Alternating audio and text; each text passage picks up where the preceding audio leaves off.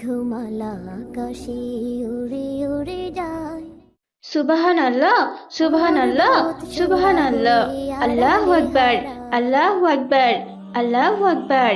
ইয়া আল্লাহ, এ কি ভাই আব্দুল্লাহ, তুমি বল কোথায় পেয়েছো? ওয়ালাইকুম আসসালাম আপুজান। আসলে এই বলটা আমাকে আম্মিজান দিয়েছেন। সকালে একটা খেলনাওয়ালা রাস্তা দিয়ে যাচ্ছিল, তখন আমার এই বলটা খুব ভালো লেগেছিল। আমি আম্মিজানকে বলেছিলাম আমাকে বলটা কিনে দাও কিনে দাও, কিন্তু আম্মিজান আমার কোনো কথাই শোনেনি। তখন আমি কান্নাকাটি শুরু করে দিয়েছিলাম, তারপর আমাকে আম্মিজান বলটা কিনে দিল। যাক, বেশ ভালোই হয়েছে। এবার দে দে, আমাকে বলটা দে, আমি বলটা দিয়ে একটু খেলি। না, আমি তোমাকে দেব না। তুমি তো এখন বড় হয়েছো, তোমাকে বল খেলতে হবে না। তারপর তুমি তো রোজা আছো, রোজা রেখে বল দিয়ে খেললে তোমার আবার পানির পিপাসা পাবে। তাদের তোর কি? হ্যাঁ, দিতে বলেছি না বলটা? দে আমাকে, দে বলছি। একটু খেলেই তোকে দিয়ে দিব। বড়দের কথা শুনতে হয়, আর তুই আমার ছোট হয়ে আমার কথা শুনবি না? না, আমি কারো কথা শুনবো না। আমাকে তুমি খেলতে দাও তো আপু। আব্দুল্লাহ রাইসাকে তার বলটা না দেয়ায় রাইসা ভীষণ রেগে যায় আর আব্দুল্লাহকে জোরে একটা থাপ্পড় দেয়। ছোট্ট আব্দুল্লাহ রাইসার মার খেয়ে কাঁদতে থাকে, আর তখনই সেখানে আয়েশা চলে আসে। ইয়া আল্লাহ, কি হয়েছেটা কি? বাবা আব্দুল্লাহ, তুমি এভাবে কাঁদছো কেন বাবা? আম্মিজান, আমি আপুজানকে বল দেইনি বলে আপুজান আমাকে থাপ্পড় মেরেছে। ইয়া আল্লাহ, মা রাইসা, তুমি কি এটা ঠিক করেছো মা? রোজা রেখে ছোট ভাইকে তুমি কি না মেরেছো? কিন্তু কেন মা? তুমি না রোজা রেখেছো? রোজা রেখে তুমি পাপ কাজ থেকে যদি বিরত নাই থাকতে পারো, তাহলে তোমার রোজা তো কবুল হবে না মা। তুমি ছোট ভাইকে সরি বলো। না, আমি একদম সরি বলবো না। এটা কিন্তু মোটেও ঠিক নয় মা। ক্ষমা চাইলে কেউ ছোট হয়ে যায় না রাইসা। উল্টো ক্ষমা চাইলে মানুষের মন থেকে অহংকার দূর হয়ে যায়। তাছাড়া তুমি তো অন্যায় করেছো মা, তাই ক্ষমা তোমাকে চাইতেই হবে। আব্দুল্লার কাছে ক্ষমা চাও। আচ্ছা ঠিক আছে, আমি আব্দুল্লার কাছে ক্ষমা চাইছি। সরি ভাই। ইটস ওকে আপু। এভাবেই দেখতে দেখতে বিকেল হয়ে যায় আর রাইসা মাঠে চলে যায়। সে দেখে রুমা আগে থেকেই মাঠে এসে বসে আছে আর দোল খাচ্ছে। আসসালামু আলাইকুম বন্ধু, কেমন আছো তুমি? ওয়ালাইকুম আসসালাম। আলহামদুলিল্লাহ বন্ধু, আমি তো ভালো আছি। তুমি কেমন আছো? আমিও ভালো আছি বন্ধু, শুধু আমার একটু মন খারাপ। কেন কেন, তোমার আবার কি হয়েছে? আয়শা আন্টি কি খেলতে আসতে মানা করেছিল নাকি? জি না বন্ধু, আমি জান খেলতে আসতে মানা করিনি। আসলে আমি আব্দুল্লাহকে নিয়ে খুবই চিন্তিত। ওর জন্য বাড়িতে থাকতে আমার একদম ভালো লাগে না। ইয়া আল্লাহ, কেন? আব্দুল্লাহ কি তোমাকে মারে? জি না রুমা, আব্দুল্লাহ আমায় কখনোই মারে না, কিন্তু ওর জন্য আমার আদর কমে গেছে জানো। আম্মি জান এখন আর আমাকে আগের মতো ভালোই বাসে না, সবসময় আব্দুল্লাহকে আদর করে আর ওকেই বেশি ভালোবাসে। ইয়া আল্লাহ, তোমাকে আর কি বলবো বন্ধু, আমাদের বাড়িতেও একই অবস্থা জানো। আমার বোন রাবেয়া বাসার সব খাবার খেয়ে নেয়, তখন আম্মি জান কোনো কিছুই বলে না। আর যেই না আমি একটু কিছু খেতে ধরি, অমনি আমার সাথে রাগ হয়। অথচ রাবেয়া কত ভালো ভালো খাবার খায়, তার বেলায় আম্মি জান কোনো কিছুই বলে না। হ্যাঁ, এই ছোট ভাই বোনগুলো যে কেন আসে কে জানে, ওরা জন্ম হওয়ার পরপরই আমাদের আদর একদম কমে যায়।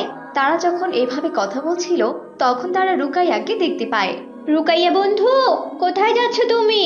এদিকে এসো। আসসালামু আলাইকুম রাইসা। ওয়ালাইকুম আসসালাম বন্ধু রুকাইয়া, কোথায় যাচ্ছ তুমি? আমি তো শফিক চাচার দোকানে কয়েল আনতে যাচ্ছি বন্ধু। ইয়া আল্লাহ, কয়েল দিয়ে তুমি কি করবে বন্ধু? কেন, সবে কদরের নামাজ পড়বো। আজ তো আমি রাত জেগে আল্লাহ তাআলার ইবাদত বন্দেগী করব। আর নামাজ পড়তে বসলে খুব মশা কামড় দেয়, তাই তো আম্মি জান আমাকে বললো কয়েল আনতে। ও আচ্ছা, সেটা তো বুঝলাম বন্ধু, কিন্তু সবে কদরের নামাজ সেটা আবার কি? এর আগে তো এমন নামাজের কথা আমি শুনিনি। সবে কদরের রাত হচ্ছে সবচেয়ে সেরা, এবং পবিত্র রাত। শোনো, বনি ইসরায়েলের লোকেরা হাজার হাজার বছর হায়াত পেত, তারা শত শত বছর ইবাদত করত। তখন আমাদের প্রিয় নবী হযরত মুহাম্মদ সাল্লাল্লাহু আলাইহি ওয়াসাল্লাম আফসোস করতে লাগলেন। তিনি ভাবলেন, আমার উম্মতের গড়ায়ও 60 থেকে 70, খুব অল্প সংখ্যক লোকেরাই এর থেকে বেশি হায়াত পাবে। তাহলে আমার গুনাহগার উম্মতের কি হবে? এসব নিয়ে তিনি যখন আফসোস করছিলেন, তখন তার এই চিন্তা দূর করার জন্য মহান আল্লাহ তাআলা সূরা কদর নাজিল করলেন আর বললেন, এই লাইলাতুল কদরের রাত 1000 বছরের চাইতেও সেরা। 1000 মাস লাগাতার ইবাদত করলে যে সওয়াব, লাইলাতুল কদরে ইবাদত করলে তার থেকেও অনেক বেশি সওয়াব হবে। এই রাতকে ভাগ্য নির্ধারণ রাতও বলা হয়। তাই তো এই রাতে বেশি বেশি নফল নামাজ পড়তে হয়, আর এই নামাজকে শবে কদরের নামাজ বলা হয়। হ্যাঁ, ভাগ্য নির্ধারণের রাত। জি রাইসা বন্ধু, এ রাতে আগামী 1 বছরে আমাদের কি ঘটবে না ঘটবে আল্লাহ তাআলা ঠিক করেন। সুবহানাল্লাহ। তাহলে তো আমাকেও কদরের নামাজ আদায় করতে হবে। তাহলে মহান আল্লাহ তাআলা আমাদেরও ভাগ্য নির্ধারণ করবেন এবং অনেক কিছু বাজেট করবেন, ইনশাল্লাহ। ইনশাল্লাহ। জি বন্ধু, ইনশাল্লাহ। আচ্ছা আচ্ছা রুকাইয়া বন্ধু, আজকে যদি কদরের রাত হয় তাহলে আমার আম্মিজান আমাকে কেন বললো না? আসলে বন্ধু, রমজান মাসের শেষ দশক হচ্ছে সবচেয়ে বেশি গুরুত্বপূর্ণ, অর্থাৎ রমজান মাসের বেজোড় রাতগুলো। কেন কেন? তুমি না বললে রমজান মাসে শবে কদরের রাত বেশি গুরুত্বপূর্ণ? তাহলে এখন বেজোড় রাতের কথা কেন বলছো? কারণ আমাদের প্রিয় নবী করিম সাল্লাল্লাহু আলাইহি ওয়াসাল্লাম বলেছেন, রমজানের শেষ দশকের যে কোনো রাতই হতে পারে কদরের রাত। তোমরা শেষ দশকের প্রতিটি রাতেই বেশি বেশি করে ইবাদত করো। তার মানে শবে কদরের রাত কোন দিন হবে তা কি নির্ধারিত নয়? জি না বন্ধু, নির্ধারিত নয়। রমজান মাসের শেষ দশকের যে কোনো একটি রাত কদরের রাত হতে পারে। সেটা 21 রোজার রাত হতে পারে, 23 রোজার রাত হতে পারে, 25 রাত হতে পারে, 27 রাত হতে পারে, এমনকি 29 রাতও হতে পারে। কিন্তু আমাদের নবী করিম সাল্লাল্লাহু আলাইহি ওয়াসাল্লাম আমাদের নির্ধারিত করে কোনো রাতের কথা কেন বলেনি? হাদিসে বর্ণিত রয়েছে, রাসূল সাল্লাল্লাহু আলাইহি ওয়াসাল্লাম আমাদের জানাতে বের হয়েছিলেন যে শবে কদরের রাত কোনটা। হঠাৎই মুসলমানদের মধ্যে থেকে দুইজন ঝগড়া করলো। দুজনের ঝগড়া লাগলো। রাসূল সাল্লাল্লাহু আলাইহি ওয়াসাল্লাম হঠাৎ করে ওই ঝগড়ার দিকে খেয়াল করলেন, আর ঝগড়ার দিকে খেয়াল করতে গিয়ে নবী সাল্লাল্লাহু আলাইহি ওয়াসাল্লাম সেই তারিখটা ভুলে গেলেন। তিনি বলেন, আমার হৃদয় থেকে সেটা উঠিয়ে নেওয়া হলো, আমি মনে করতে পারছি না এটা কি 23, 25, 27 নাকি 29 রাত। এজন্যই নবী বলেছেন, তবে আমি এইটুকু মনে করতে পারছি, রমাদানের শেষ দশকের বেজোড় রাতগুলোতে তোমরা কদর তালাশ করো। বেজোড় রাতে কদর তালাশ করলে তোমরা সুনিশ্চিতভাবে পাবে, ইনশাআল্লাহ। সুবহানাল্লাহ। তাহলে তো আমাদেরও রমাদানের শেষ দশকের বেজোড় রাতগুলোতে বেশি করে ইবাদত করতে হবে। আজ আছি কাল যদি না থাকি দুনিয়ায়, স্মৃতি হয়ে থাকবো হৃদয়ে। আসসালামু আলাইকুম চাচা, 1 প্যাকেট কয়েল দিন তো। এরপর শফিক তাদেরকে কয়েল দিয়ে দেয়। নামাজ কে বলো না কাজ আছে। তো বন্ধুরা, তোমরা কি এখন বাড়িতে যাবে নাকি আমার সাথে আমাদের বাড়িতে ইফতার করতে যাবে? কোনটা? আমি বাড়িতে যাব না। আম্মি জান আমাকে একটু ভালোবাসে না বন্ধু, সবসময় আব্দুল্লাহকে বেশি আদর করে। আমি একদম বাড়িতে যাব না। ইয়া আল্লাহ, কি বলছো কি তুমি বন্ধু? তোমার ধারণা তো একদম ভুল। বাবা মায়েরা সবসময় তাদের সন্তানদের অনেক ভালোবাসেন আর তাদের ভালো চান। তাছাড়া তুমি তো এখন অনেক বড় হয়েছো বন্ধু। আব্দুল্লাহ তো খুব ছোট, তাই আয়েশা আন্টি হয়তো আব্দুল্লাহকে একটু দেখে শুনে রাখেন। যখন আব্দুল্লাহ তোমার মতো বড় হয়ে যাবে, তখন হয়তো তাকে এতটা দেখে শুনে রাখতে হবে না, কারণ তখন আব্দুল্লাহ ভালো মন্দ বুঝতে শিখবেন। যখন তুমি ছোট ছিলে, তখন আন্টি তোমাকেও আব্দুল্লাহর মতো দেখে শুনে রেখেছিলেন। তাই কখনো মনের মধ্যে বাবা মাকে নিয়ে এমন চিন্তা আনবে না বন্ধু। প্রত্যেকটা বাবা মায়ের কাছে তাদের সব সন্তানটাই সমান। ইয়া আল্লাহ, মা রাইসা তুমি এখানে! আর আমি তোমাকে কত জায়গায় খুঁজলাম। চলো মা, ইফতারির আয়োজন করি। আজকে সব তোমার পছন্দের খাবারই আমি রান্না করব। চলো মা।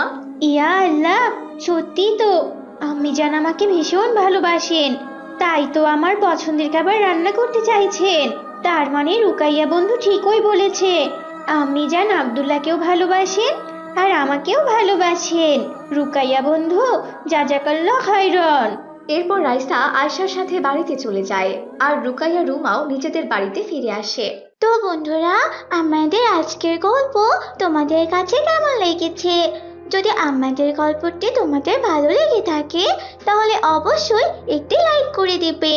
আর তোমরাও যদি আমার মতো ইসলামকে ভালোবেসে থাকো, তাহলে অবশ্যই আমাদের ছোট্ট চ্যানেলটি সাবস্ক্রাইব করে দেবে। আর তোমরাও আমার মতো রমজানের শেষ 10 দিন ইবাদত করতে ভুলো না কিন্তু। আসসালামু আলাইকুম আম্মি জান, আমি তৈরি হয়েছি। হাতে যে অনেক কম সময় আছে, আমাকে টিফিন দিয়ে দাও। ওয়ালাইকুম আসসালাম মা, এই তো হয়ে গেছে, আমি এক্ষুনি আসছি। এই নাও মা তোমার টিফিন। আজকে আমি অনেক বেশি করে টিফিন দিয়েছি তোমাকে। কিন্তু আম্মি জান, আমি তো এতগুলো টিফিন খেতেই পারবো না, সবগুলো নষ্ট হয়ে যাবে আর টিফিনগুলো ফেলে দিতে হবে। তুমি কি জানো না, খাবার অপচয়কারীকে আল্লাহ তাআলা একদম পছন্দ করেন না?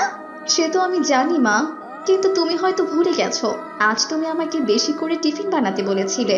তুমি তো বলেছিলে তোমার মাদ্রাসায় নাকি তোমার কিছু সহপাঠী টিফিন নিয়ে আসে না, ওরা নাকি অনেক গরিব। তুমি তো কাল আমাকে এসব কিছু বললে মা, আর আজকে কিনা তুমি সবটা ভুলে গিয়েছো। আরে আরে, আমি তো সত্যিই ভুলে গিয়েছিলাম। আমি তো রাবেয়া আর রুমাকে আজকে টিফিন খাওয়াবো। আমি তাহলে এবার আসি আম্মি জান। আসসালামু আলাইকুম। ওয়ালাইকুম আসসালাম। রুকাইয়া বাড়ি থেকে বের হয়ে কিছু দূর যেতে দেখে রাবেয়া আর রুমা মাদ্রাসায় যাচ্ছে। রুকাইয়া তাদেরকে দেখে দাঁড়াতে বলে। আসসালামু আলাইকুম রাবেয়া, আসসালামু আলাইকুম রুমা। ওয়ালাইকুম আসসালাম। ওয়ালাইকুম আসসালাম। তোমরাও তো দেখছি আজকে আমাদের মতোই দেরি করে ফেলেছো রুকাইয়া। হ্যাঁ হ্যাঁ রুমা, আসলে আজকে আমি জান টিফিন বানাতে একটু দেরি করে ফেলেছি, তার জন্য আমার আসতে একটু দেরি হয়ে গেছে। ও আচ্ছা, আমাদের বাসা তো অনেক দূরে, তাই আস্তে আস্তে অনেক দেরি হয়ে গেল। চলো চলো যাওয়া যাক। এরপর তারা তিনজন মাদ্রাসার উদ্দেশ্যে রওনা দেয়। এই মিছে দুনিয়ায় তুমি থাকবা টিফিন টাইমে রুকাইয়া রাবেয়া আর রুমাকে বলল, রাবেয়া, রুমা, শোনো, আজ তোমরা আমার সাথে টিফিন খাবে কেমন? আমার আম্মি জান আজকে তোমাদের জন্য বেশি করে টিফিন দিয়েছে। সত্যি বলছো রুকাইয়া? তাহলে তো খুব মজা হবে। খালা আমার হাতের রান্না তো অনেক সুস্বাদু হয়। আমারও খুব ভালো লাগছে, আমরা অনেক দিন পর একসাথে খাবার খেতে পারবো। চলো চলো বন্ধুরা, আমরা সবাই খেতে বসি। খাওয়ার আগে বিসমিল্লাহ বলতে ভুলো না কিন্তু। আর হ্যাঁ, অবশ্যই কিন্তু হাত ধুয়ে নেবে কেমন? ঠিক আছে রুকাইয়া। এরপর তারা সবাই মিলে খাবার খেতে থাকে।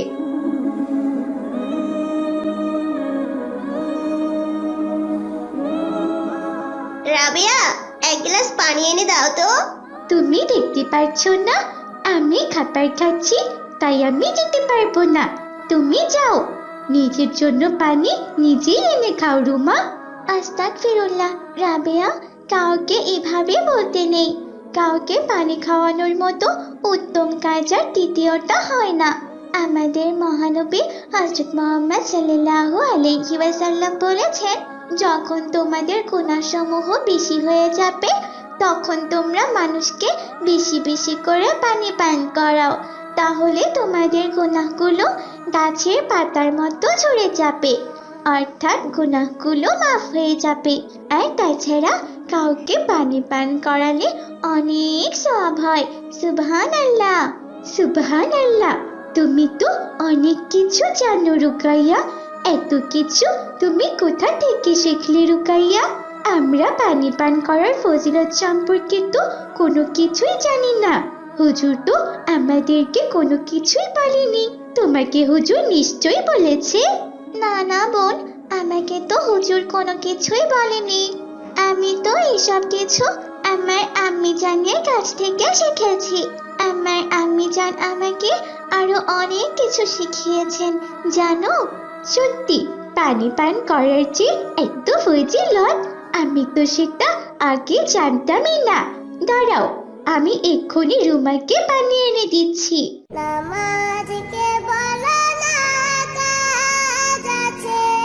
এই নাও রুমা, আমি তোমার জন্য পানি নিয়ে এসেছি, পান করো। রুকাইয়া, তুমিও পানি পান করো। রাবেয়ার কথা মতো সবাই পানি পান করতে লাগে। রুমা আর রুকাইয়া বসে বসে পানি পান করছিল, শুধু রাবেয়াই দাঁড়িয়ে পানি পান করছিল। এই দেখে রুকাইয়া বলল, দাঁড়াও দাঁড়াও রাবেয়া, তুমি তো দেখছি অনেক কিছুই জানো না, কিন্তু এইসব কিছু আমাদের জানাটা অনেক প্রয়োজন। আচ্ছা, তোমাকে বুঝি কেউ বলেনি যে দাঁড়িয়ে পানি পান করতে নেই? পানি পান করার সময় 5টি সুন্নত অবলম্বন করা উচিত। দাঁড়িয়ে পানি আর খাবার গ্রহণ করলে সেটা শয়তান গ্রহণ করে। আস্তাগফিরুল্লাহ। রুকাইয়া, তুমি যে পানির 5টি সুন্নতের কথা বলছো সেটা তো আমিও জানি না। ঠিক আছে, তাহলে তোমরা আমাকে ভালোভাবে লক্ষ্য করো। প্রথমে বসে পানি পান করা উচিত। ভালোভাবে পানি দেখে বিসমিল্লাহ বলে 3 নিঃশ্বাসে পানি পান করতে হবে, আর পরিশেষে আলহামদুলিল্লাহ বলতে হবে। ঠিক এইভাবে। এই দেখো, বিসমিল্লাহ। আজ আছি কাল যদি না থাকি দুনিয়ায়। এই যে আমি 3 নিঃশ্বাসে পানি পান করলাম, আলহামদুলিল্লাহ। মাশআল্লাহ, খুব সুন্দর হাদিস। আমি তাহলে আজ থেকে পানি পান করার 5টি সুন্নত অবলম্বন করব, ঠিক তোমার মতো রুকাইয়া। তারপর রাবেয়া আর রুমা রুকাইয়ার দেখানো পদ্ধতি অনুসরণ করে পানি পান করতে লাগলো। আলহামদুলিল্লাহ। আলহামদুলিল্লাহ, তোমাকে অনেক ধন্যবাদ রুকাইয়া। আমাদের টিফিনের সময় শেষ, এবার চলো আমরা ক্লাস করি। তারপর তারা যে যার বাড়িতে চলে আসে। রুকাইয়া বাড়িতে গিয়ে দেখে তার মা দাঁড়িয়ে দাঁড়িয়ে পানি পান করছে। আলহামদুলিল্লাহ। উফ বাবা, খুব পানির পিপাসা পেয়েছিল আমার। কদিন ধরে যা গরম পড়েছে না। আসসালামু আলাইকুম আম্মি জান, আপনি এটা কি করছেন বলুন তো? ওয়ালাইকুম আসসালাম মা রুকাইয়া, আমি আবার কি করেছি? আপনি তো খুব ভালো করেই জানেন আম্মি জান, দাঁড়িয়ে দাঁড়িয়ে পানি পান করতে নেই। তাহলে আপনি কেন দাঁড়িয়ে দাঁড়িয়ে পানি পান করছেন বলুন তো? আর তাছাড়া এত তাড়াহুড়ো করে পানি পান করলে তো আপনার গলায় পানি আটকে যেতে পারে। হ্যাঁ মা, তুমি তো একদম ঠিক কথা বলেছো। যা গরম পড়েছে না, কোনো কিছু না ভেবেই আমি পানি পান করেছি। আজ থেকে আমার আর কখনোই এমন ভুল হবে না। দেখো, আমি তোমাকে শিখিয়েছি, অথচ আমি নিজেই সঠিক নিয়মে পানি পান করছি না। কোনো ব্যাপার না আম্মি জান, মাঝে মাঝে ভুল তো হতেই পারে, এটা খুব স্বাভাবিক ব্যাপার। জানো আম্মি জান, আজকে আমি রাবেয়া আর রুমাকে পানি পান করার সুন্নত বলেছি। ওরা দুজন না দাঁড়িয়ে দাঁড়িয়ে পানি পান করেছে। জানেন আম্মি জান, আমি ওদেরকে বলেছি অন্যকে পানি পান করানোর কি কি ফজিলত রয়েছে। ওরা এসব কিছুই জানতো না।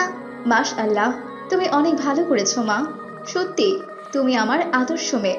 আজ আমি তোমার বাবাকে বলবো তোমার জন্য বেশি বেশি করে ইসলামিক বই নিয়ে আসতে, যাতে করে তুমি নতুন নতুন হাদিস শিখতে পারো আর অন্যদেরও শেখাতে পারো।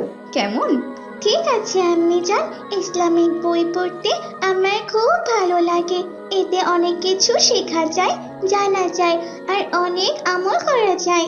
আমি তো মৃত্যুর পর জান্নাতে যেতে চাই, তাই আমি বেশি বেশি করে আমল করব। সে যাই হোক, এবার আমাকে খাবার দিন আম্মি জান, আমার যে ভীষণ ক্ষুধা লেগেছে।